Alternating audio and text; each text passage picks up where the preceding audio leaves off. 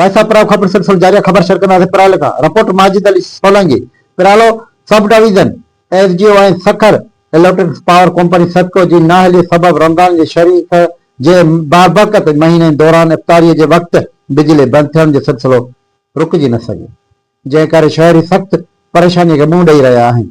शहरी अब्दुल सत्तार माजिद अली सईद अहमद ऐं ॿियनि जो चवणु आहे त इफ्तारीअ जे टाइम ते ओचे तो बिजली बंद थियण सबबि रोज़ेदारनि खे सख़्त तकलीफ़ पइजी रही आहे, जॾहिं त गर्मीअ जे शदूद में वाध सबबि हालतूं वधीक ख़राब थी रहियूं आहिनि।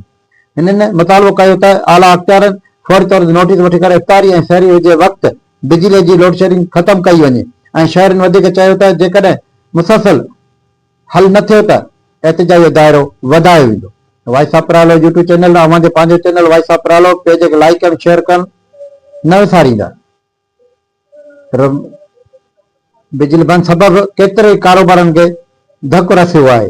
रमज़ान जे महीने में कारोबार कंदड़नि दर्जी तोड़नि ॿिया दुकानदारनि सख़्त परेशानी खे मुंहुं ॾेई रहिया आहिनि।